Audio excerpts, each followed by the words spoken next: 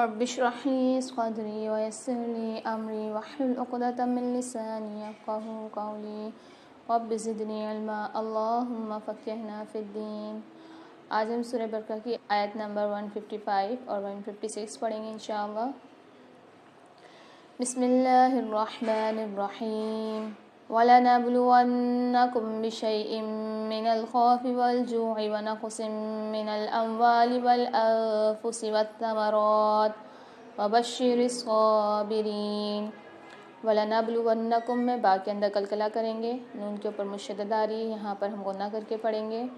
بِشَيْءٍ مِّنَ الْخَوْفِ، اچھا یہاں پر جو دو زیر آ رہے ہیں حمزہ کے نیچے، یہاں پر قاعدہ ہوگا ادغام مع الغنہ کا، غنہ کر کے پڑھیں گے ادغام کے ساتھ۔ مِنَ الْخَوْفِ وَالْجُوعِ وَنَقْصٍ مِّنَ الْأَمْوَالِ وَالْأَنفُسِ وَالثَّمَرَاتِ، وَنَقْصٍ میں بھی قاعدہ ادغام مع الغنہ والا ہو رہا ہے، یہاں بھی غنہ کر کے پڑھیں گے۔ سا کے اوپر مشدد ہے، اس کو سختی اور جماعوں کے ساتھ پڑھیں گے۔ وَبَشِّرِ الصَّابِرِينَ، شین کے اوپر مشدد ہے، یہاں پر بھی سختی اور جماعوں کے ساتھ پڑھیں گے۔ صاد کے اوپر بھی مشدد ہے، یہاں بھی سختی اور جماعوں کے ساتھ پڑھیں گے، اور موٹا کر کے ہی پڑھیں گے اور کھینچ کے ہی پڑھیں گے۔ اب میرے ساتھ پڑھیے۔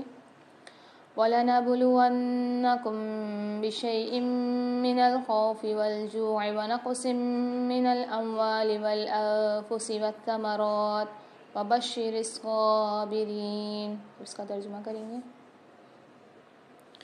وَلَنَبْلُوَنَّكُمْ، اور البتہ ہم ضرور آزمائیں گے تمہیں، بِشَيْءٍ ساتھ کسی بھی چیز کے، مِنَ الْخَوْفِ خوف سے، وَالْجُوعِ اور بھوک سے، وَنَقْصٍ اور کمی کر کے، مِنَ الْأَمْوَالِ مالوں سے، وَالْأَنفُسِ اور جانوں سے، وَالثَّمَرَاتِ اور پھلوں سے، وَبَشِّرِ اور خوشخبری دے دیجیے الصَّابِرِينَ صبر کرنے والوں کو۔ اب اس کی تفسیر کریں گے۔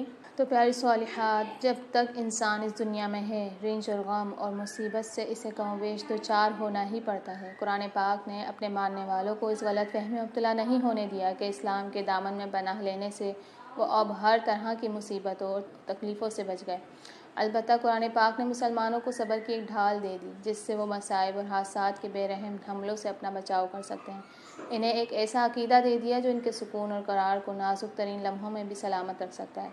ہر شخص جانتا ہے کہ جس کے ہاتھ سے صبر کا دامن چھوٹ جائے، اس میں مقابلے کی ہمت ختم ہو جاتی ہے اور مصیبتیں اسے خاشاک کی طرح بہا لے جاتی ہیں۔ لیکن اگر اللہ پاک پر توکل کرتے ہوئے مصائب کے سامنے ڈٹا رہے تو یہ کالے بادل خود بخود چھٹ جاتے ہیں۔ جس کا یہ عقیدہ ہو کہ میں بھی اور میرا سب کچھ میرا اپنا نہیں بلکہ اللہ پاک کا دیا ہے، وہ کسی کے مرنے یا کھیتی باڑی اور کاروبار میں نقصان واقع ہونے سے اتنا پریشان کیوں ہوگا کہ اس کا حوصلہ ہی ٹوٹ جائے، بلکہ وہ نئی جدوجہد کے لیے اپنے آپ کو تازہ دم پائے گا۔ وَلَنَبْلُوَنَّكُمْ، ہم ضرور آزمائیں گے، یعنی زندگی میں امتحان لازمی ہے۔ جیسا ایک استاد اپنے شاگرد کو پرکھنے کے لیے امتحان لیتا ہے، ویسے ہی اللہ اپنے بندوں کو آزماتا ہے تاکہ پتہ چلے کون سچا مومن۔ اللہ کے نزدیک آزمائش سزا نہیں بلکہ درجہ بڑھانے کا ذریعہ ہے۔ اللہ پاک قرآن پاک کی سورہ عنکبوت کی آیت نمبر 2 میں فرماتا ہے: أَحَسِبَ النَّاسُ أَن يُتْرَكُوا أَن يَقُولُوا آمَنَّا وَهُمْ لَا يُفْتَنُونَ، یعنی کیا لوگ یہ سمجھتے ہیں صرف کہنے سے کہ ہم ایمان لائے بغیر آزمائے چھوڑ دیے جائیں گے؟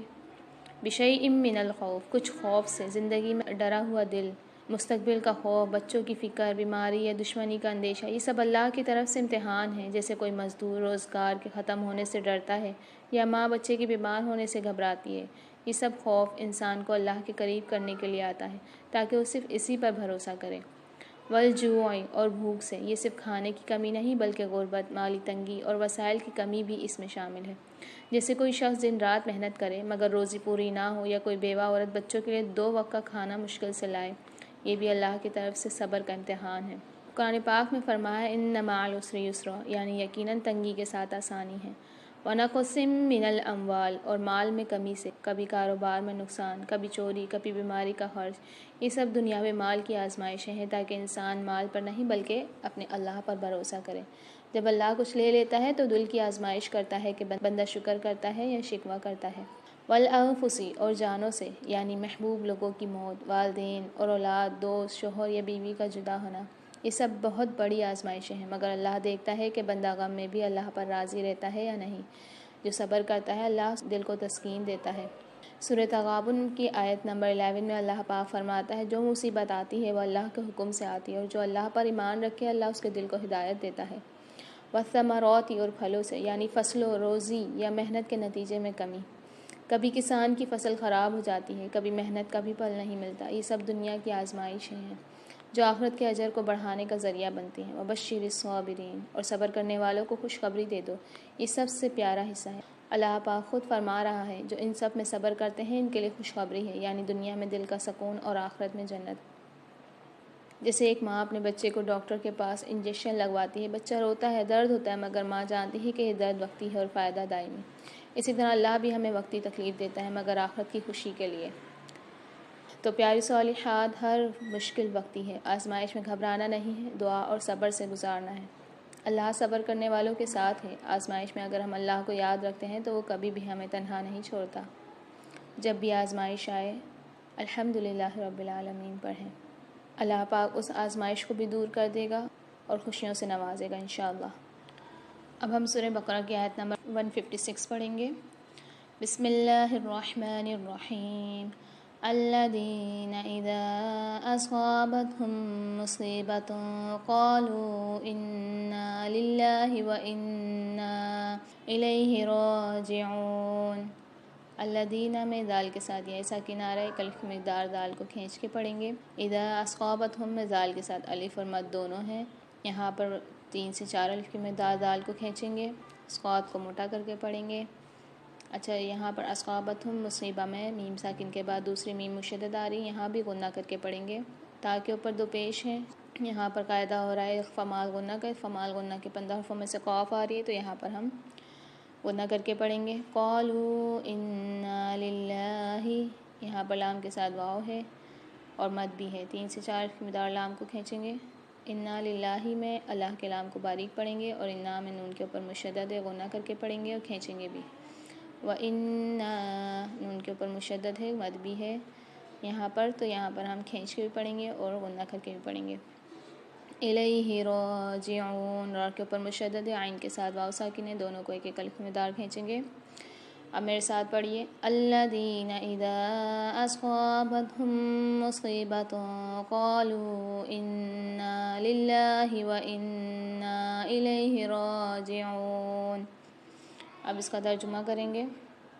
الذین وہ لوگ جو، اذا جب، اصابتہم پہنچتی ہے انہیں، مصیبت کوئی مصیبت، قالوا وہ کہتے ہیں، انا بے شک، للہ اللہ ہی کے لیے ہیں، وانا اور بے شک، الیہ طرف اسی کے، راجعون لوٹنے والے ہیں۔ اب اس کی تفسیر کریں گے۔ تو پیاری صالحات، اس آیت میں ہمیں بتایا جا رہا ہے کہ یہ وہ لوگ ہیں جب انہیں کوئی مصیبت پہنچتی ہے تو وہ کہتے ہیں یقیناً ہم اللہ کے ہیں اور ہمیں اسی کی طرف لوٹ کر جانا ہے۔ اذا اصابتہم مصیبت، جب ان پر کوئی مصیبت آتی ہے، یعنی زندگی میں دکھ، نقصان، بیماری، موت یا کسی عزیز کی جدائی، یہ سب مصیبتوں میں آتے ہیں۔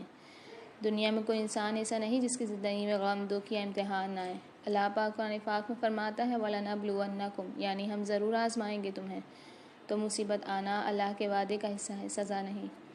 قالوا وہ کہتے ہیں، یعنی ان کا پہلا رد عمل صبر و ایمان والا ہوتا ہے، وہ شکایت یا گلہ نہیں کرتے بلکہ اللہ کو یاد کرتے ہیں۔ جب کوئی مومن دل سے انا للہ کہتا ہے تو وہ دراصل یہ کہہ رہا ہوتا ہے، اے اللہ جو کچھ ہوا تیرے حکم سے ہوا، میں راضی ہوں تیرے فیصلے پر۔